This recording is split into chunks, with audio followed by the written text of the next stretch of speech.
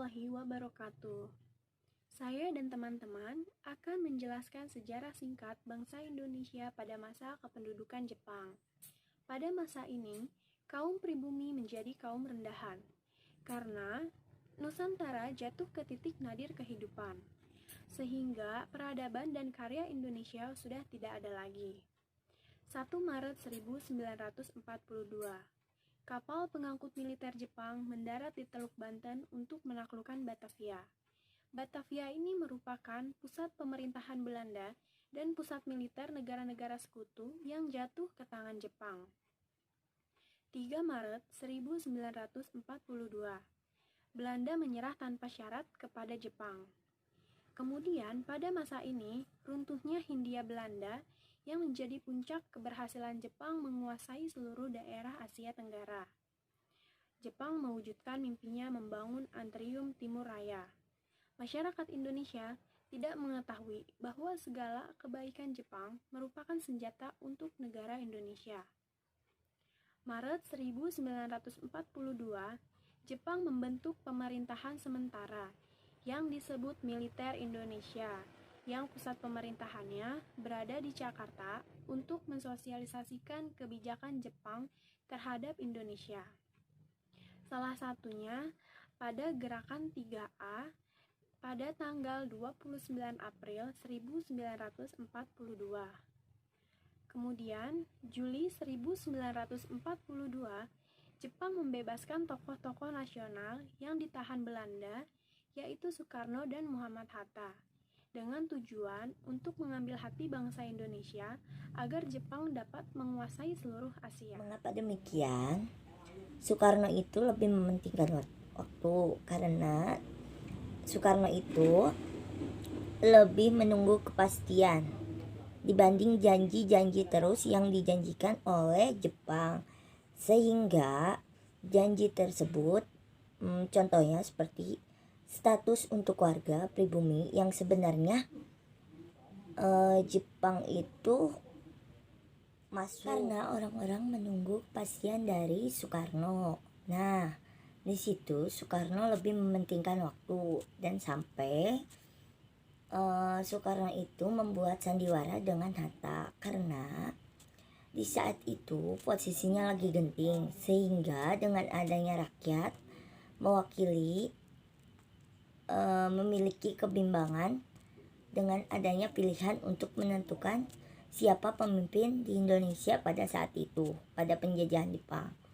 Nah, mengapa demikian? Karena untuk memutuskan agenda Jepang yang melakukan propaganda yang dibentuk di bawah pemerintahan militer. Pasukan tersebut disebut pasukan Jepang yang bernama Heiho. Nah, pasukan tersebut bertugas membantu militer Jepang dalam penjajahan Indonesia. Nah, di situ mengapa Soekarno memilih lebih menghargai waktu, karena di situ pas Jepang masuk. Pada masa kependudukan Jepang, Romusa menjadi tenaga utama yang terus diperas demi kepentingan perang Jepang. Kebijakan pengiriman Romusa ke beberapa wilayah kekuatan Jepang terus berjalan sampai akhir masa Jepang di Indonesia. Jepang membutuhkan tenaga kerja Indonesia untuk dikirim ke luar negeri. Banyak pekerja Jepang yang meninggal pada saat itu. Pada tahun 1943, angkatan perang Jepang berada pada posisi yang sulit dan berat karena terdesak oleh serangan sekutu. Dalam situasi ini, Jepang pun merekrut pemuda Indonesia untuk dijadikan Heiho. Jepang melakukan propaganda untuk menarik minat pemuda Indonesia. Pasukan berani mati semacam Heiho dibentuk juga di Indonesia yang dikenal dengan Barisan Jibakutai. Jibakutai resmi dibentuk pada 8 Desember 1944 yang telah memiliki anggota 50.000 orang. Dari sekian banyak organisasi Jepang, PETA memiliki tempat tersendiri dalam sejarah Indonesia. PETA merupakan singkatan dari Pembela Tanah Air yang dibentuk pada 3 Oktober 1940. Jadi, PETA dibentuk sebagai pasukan perang untuk membantu Jepang melawan sekutu di Nusantara. Hal tersebut karena Jepang sudah tidak bisa lagi mengirim pasukan ke Indonesia. Untuk itu, PETA menjanjikan kepangkatan yang jelas seperti prajurit sukarela, komandan regu, komandan beton, komandan kompi, dan komandan batalion. Walaupun dibentuk oleh struktur Jepang, tetap dipimpin oleh orang Indonesia. Walau bisa dikatakan pembentukan peta di Indonesia ini berhasil, tetap saja sekutu menyerang kembali wilayah Jepang yang ada di Indonesia. Hal tersebut mengancam rakyat Indonesia akan kembali dijajah oleh pihak Belanda. Pada 7 September 1944, Perdana Menteri Jepang menjanjikan kemerdekaan kepada Indonesia. Lalu kemudian Jepang meminta Indonesia untuk membentuk BPUPKI yang bertujuan untuk mengontrol kemerdekaan Indonesia. Dan bentuk janji yang telah diberikan oleh Jepang kepada Indonesia yang akan memberikan kemerdekaan.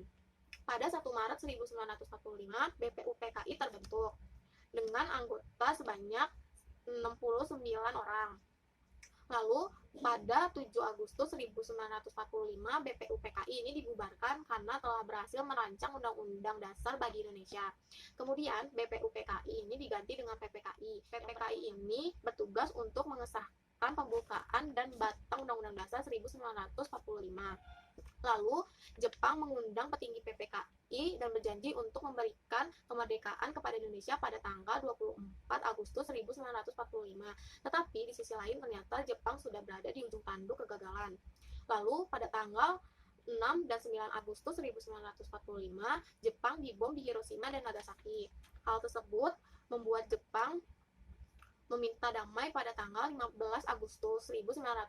Soekarno mengetahui hal tersebut, anggota PPKI berencana untuk menundingkan kembali dan membuat proklamasi untuk tetap memberikan kemerdekaan kepada Indonesia pada tanggal 17 Agustus 1945. Kita akan membahas salah satu tokoh perjuangan dari pimpinan Muslim, yaitu Haji Umar Syahid Cokro Aminoto. Cokro Aminoto lahir sebagai anak dari pejabat Hindia Belanda dan cucu dari Bupati Ponorogo. Cokro Aminoto mendapat pendidikan yang layak, memiliki cita-cita di atas dari pribumi lainnya. Cokro Aminoto menempuh pendidikan di pesantren di Ponorogo. Setelah itu meneruskan sekolah ke Ospia, sekolah yang didirikan oleh kolonial Belanda. Bekerja di kantor pemerintahan Hindia Belanda membuat Cokro Aminoto berpindah ke Ngawi dan Surabaya. Di Surabaya, Cokro bertemu dengan Haji Suman Budi, pendiri dari Serikat Dagang Islam, yang sebelumnya bergerak di bidang ekonomi dan sosial, sehingga berganti menjadi Serikat Islam yang bergerak di bidang perjuangan nasional. Cokro Aminoto menjabat sebagai pimpinan cabang, namun prestasi yang dibuat terus-menerus membuatnya diangkat sebagai pimpinan pusat. Cokro Aminoto berhasil mengumpulkan orang dari berbagai daerah, menjadikan Serikat Islam sebagai organisasi Islam terbesar saat itu. Patriotisme Cokro Aminoto terbentuk dari kritis terhadap pemerintah kolonial yang mengeksploitasi pribumi. Apa yang disampaikan Cokro Aminoto sangat mudah dipahami, baik oleh kaum terpelajar maupun rakyat biasa. Inilah yang membuat ajarannya berpengaruh besar bagi perjuangan. Rumah Cokro Aminoto menjadi rumah ideologis bagi para tokoh perjuangan. Peran sentral Cokro Aminoto yang selalu berpihak pada rakyat kecil membuat pimpinan Hindia Belanda melakukan berbagai cara untuk menghancurkan Serikat Islam, bahkan dengan menyusupkan orang-orang untuk menyebar isu sara serta ideologi kiri. Sampai akhirnya di tahun 1917 Serikat Islam hancur. Dan tokoh-tokoh Serikat Islam dengan ideologi kiri membentuk SI Merah, cikal bakal dari PKI. SI Merah yang menyebar pun berganti nama dengan Serikat Rakyat sebagai cabang dari PKI. Yang paling besar tersebar di wilayah Banten dan Silungkang di Sumatera. Tetapi organisasi ini tidak bisa berkembang lebih jauh, secara tidak langsung mendukung kolonial Belanda. Setelah akhirnya SI tunduk pada kolonial Hindia Belanda, terjadilah Promes yang keempat atau keenam menjadi pecah belah. Dan di situ terjadilah Partai Disiplin Bahasa, yang mana di sini mereka menerapkan bahwa setiap satu anggota tidak boleh memiliki dua partai, seperti yang sudah ada di SI tidak boleh mengikuti partai yang ada di PKI. Hal ini disebabkan karena adanya gerakan dari kiri, yang akhirnya komunis atau SI ini diubah menjadi Serikat Rakyat.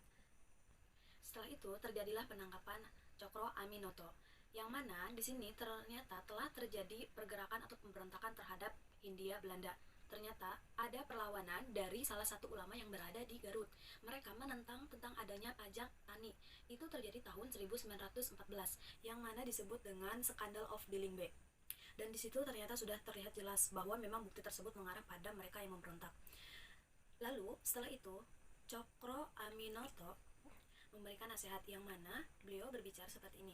Tujuan utama dibuatnya SI itu adalah untuk mempersatukan bangsa Indonesia. Tapi Darsono yang sudah menjadi anak buahnya Netflix, dia justru memfitnah Cakra Aminoto bahwa beliau itu tidak ada keberanian untuk melawan Hindia Belanda. Haji Agus Salim yang memiliki julukan The Green of the Man of Republic, yang mana beliau terinspirasi dari Cokro Aminoto yang memiliki julukan Raja Jawa tanpa mahkota ini.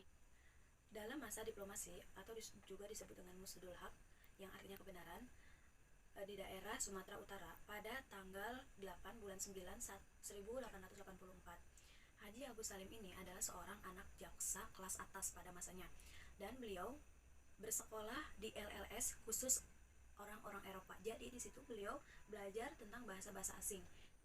Karena kecerdasannya yang mudah berbicara bahasa asing, akhirnya beliau lulus di salah satu universitas HBS dengan nilai kelulusan terbaik. Setelah itu akhirnya Haji Agus Salim justru bekerja sebagai asisten sekretaris di Indragiri, menjadi seorang penerjemah dan sebagai pemandu haji di tahun 1903. Itu diminta langsung oleh pemerintahan Belanda atau Hindia Belanda. Setelah itu, beliau di situ karena ada kesempatan, beliau di situ belajar Islam langsung kepada orang yang tepat. Nah, setelah itu beliau ternyata memiliki pemikiran bagaimana untuk masa depan yang akan datang. Beliau dipulangkan untuk organisasi pribumi Hindia Belanda, yang mana tujuannya ini adalah untuk menentang pemerintahan Belanda itu sendiri. Setelah sekian lama, akhirnya beliau menjadi relawan kolonial Hindia Belanda.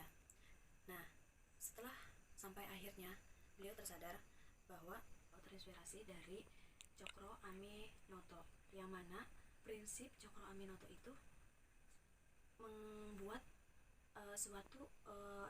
suatu golongan S itu untuk mempersatukan bangsa, bukan untuk memecah belahnya. Dan akhirnya setelah sekian lama dia pun kembali menjadi salah satu anggota SI. Mana setelah itu beliau setelah masuk SI, beliau menerapkan bahwa SI ini sebagai pemersatu bangsa. Setelah berada di SI cukup lama, akhirnya beliau ini seperti mencari tahu mana nih yang komunis, mana nih yang pengkhianat, mana nih yang benar-benar ingin mempersatukan bangsa. Nah, dari hasil pilihan dia yang memang sudah komunis akhirnya keluar, dan di situ mereka membuat suatu organisasi yang dibentuk PKI yang hingga saat ini masih ada. Dan di sini Haji Agus Salim ini dia tuh merasakan bagaimana rasanya itu menggaji seseorang yang tadinya dia di Belanda itu hanya menerima upah yang begitu melimpah karena kepintaran dia, tapi di sini beliau justru malah sebaliknya. Nah, dan di sini beliau tuh belajar bahwa memang tidak semuanya itu bisa dibeli dengan